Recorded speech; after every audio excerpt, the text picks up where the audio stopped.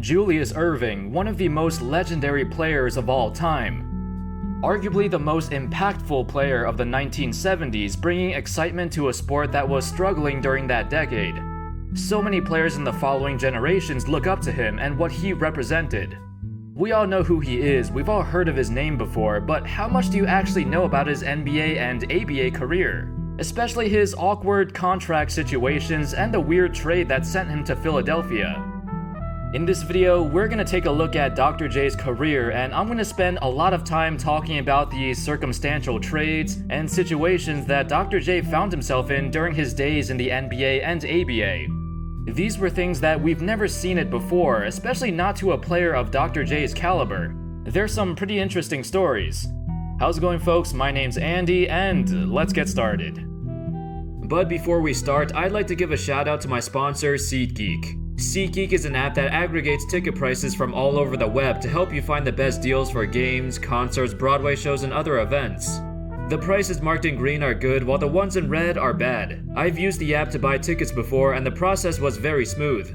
The app is very easy to use, and you can also see the view from your seats before you buy your tickets, which is my favorite feature. Use my promo code ANDY at checkout to get $20 off your first order.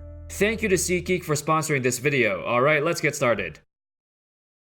Dr. J was a star very early on in life. From playing at Rucker Park to playing at the University of Massachusetts, he was always at the center of attention. In his 2 college seasons at Massachusetts, Dr. J averaged over 26 points and 20 rebounds a game. Insane numbers even back then, as the only other players before him who put up those kind of numbers in college were big men. Right after college, he immediately went on to play in the ABA for the Virginia Squires. This would be his first taste of professional basketball, and he instantly found tremendous success. As a rookie, he averaged over 27 points a game and nearly 16 rebounds a game. Even back then, despite the rapid pace of the game, that's still incredible, considering that he was a 6'7" small forward. As a sophomore, he averaged nearly 32 points a game, leading the entire league in scoring, and also took home the MVP. So, as you can tell, Dr. J was pretty damn good. Now, let's talk about him and the circumstances in the ABA, starting in 1972.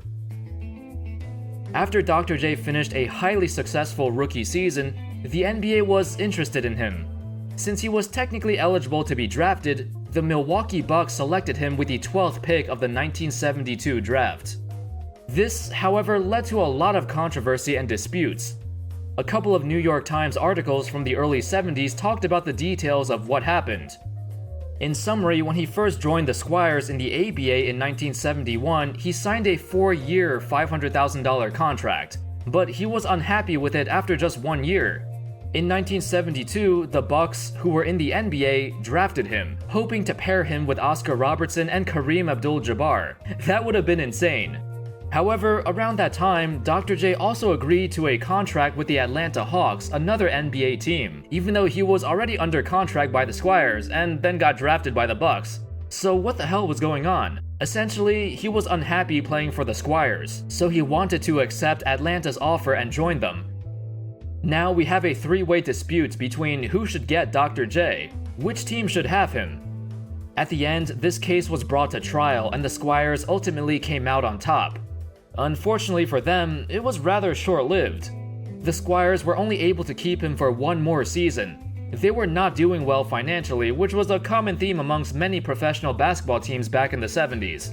It was especially bad in the ABA, where many teams were going bankrupt and losing money fast, or being forced to relocate or disband. The Squires succumbed to the same fate. In an old newspaper article, this is how they summarized the whole saga. Erving tried to leave the Squires for the NBA's Atlanta Hawks in the fall of 1972. Although Erving was forced by the courts to return to the Squires, Virginia was financially unable to keep him for long. He was traded to the New York Nets after a brilliant 1972-73 campaign.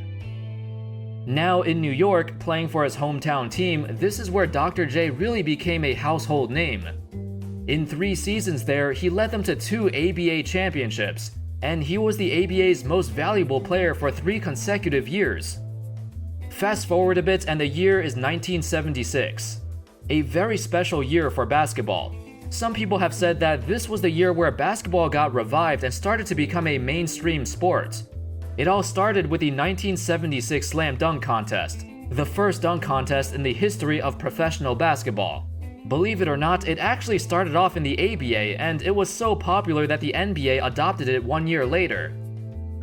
Dr. J captivated the world with his free throw line dunk, and ultimately came out victorious. But 1976 was also an important year because of the ABA-NBA merger. That's right, after years and years of negotiations, numerous court trials involving marquee players, the time has finally come. The 1975-76 season would be the last season ever played in the ABA, as the merger dissolved the league and implemented many new teams to the NBA. Of course, a huge deal like this is bound to cause some controversy, and Dr. J was once again involved in it. In Terry Pluto's book, Loose Balls: The Short Wild Life of the American Basketball Association, he talked about how the merger affected Dr. J and the New York Nets. You see, when the merger happened, there were now 2 NBA teams in New York.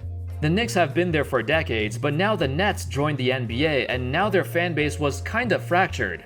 The Knicks were the better team, but the Nets had Dr. J, the most popular player in the league. The Knicks were unhappy about this and afraid that the Nets will steal more fans from them. So the Knicks wanted the Nets organization to pay them $5 million for coming into their territory. However, the Nets were still struggling financially and did not have the liquid money to pay them. If the Nets could not fork over the cash, then the NBA will reconsider letting them join the league. As a result, Nets owner Roy Bowe had no other choice but to trade away Dr. J for cash. In come the Sixers, who made the first move, and they were interested. So the Nets struck a deal, sending him to Philly for roughly $6 million. The funny thing is that the Nets actually offered Dr. J to the Knicks at first, hoping that they would accept so the Nets could stay in New York. But the Knicks, surprise surprise, rejected the offer. In typical Knicks fashion, they missed out on Dr. J, despite him being handed to them on a silver platter. Way to go, Knicks. At the end of the day, the Nets were now awful because they lost their franchise player, so they plummeted to the bottom of the standings. 2 years later, they relocated to New Jersey due to the financial constraints of maintaining a team in New York. So when it came down to it, they were forced to relocate anyway, even after giving up Dr. J. Giving him up basically accomplished nothing. Anyway, Dr. J would arrive in Philadelphia, joining a very good team, but he made it even better, turning them into legit contenders. Nowadays, most of us recognize Dr. J mainly for his time in Philly. From 1976 until 1986, he would spend the rest of his career there. In his first few years, he was leading them to the finals a couple of times. In 1977, his first year in Philly, he would lead his team to the finals, facing off against Bill Walton and the Portland Trail Blazers. Despite going up 2-0, the Blazers fought back and won the series in 6. It was a disappointing end for Erving, but everyone believed he was the king of the NBA. A young star with this much talent and with such a good team around him, there's no way he wouldn't win at least a couple of titles. However, that time would not come for a while. As the 1980s arrived, it brought upon a new wave of talent and stars. Guys like Magic Johnson and Larry Bird took the spotlight, as they were the new kids on the block.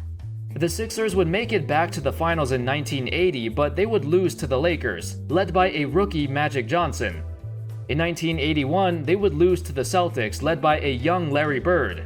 And in 1982, they would make it back to the finals and lose to the Lakers once again.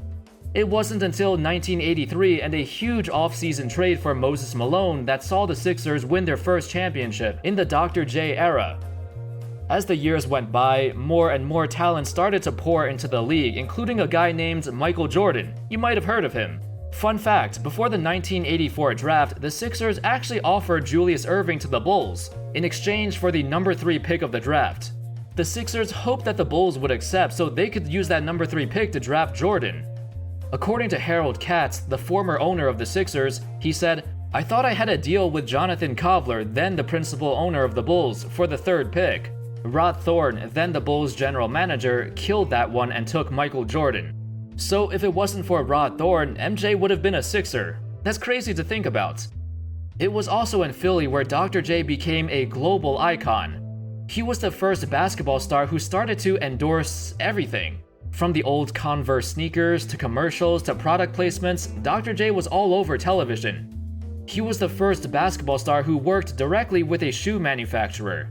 In an interview, Dr. J stated, "Converse actually called me in to talk to their engineers, and we spent a lot of hours in terms of the design and obviously feel and comfort and durability." This was the start of a new, budding relationship between the NBA and sneaker brands. It set the stage for future stars to have their own unique styles and control over their own brand. By the time of his retirement in 1986, the Sixers would transfer the leadership role to a rising young star, Charles Barkley. Dr. J's final season was met with plenty of cheers and applause, even from his biggest rivals. Everyone knew how much Dr. J meant to the sport, especially during a time when it was really struggling to get off the ground. He was deemed as the guy who saved basketball in the 70s, back when things like drug abuse, lack of interest, and finances plagued the entire league. After his playing days were over, he became a great ambassador for the sport. Even to this day, his name is recognized all over the world. Anyway, that's all folks, that sums up the story of Julius Erving. Let me know your thoughts in the comments about his career. Where would you place him on your all-time rankings? Thank you everyone so much for watching, I hope you enjoyed the video, and as always, I'll see you next time. Peace.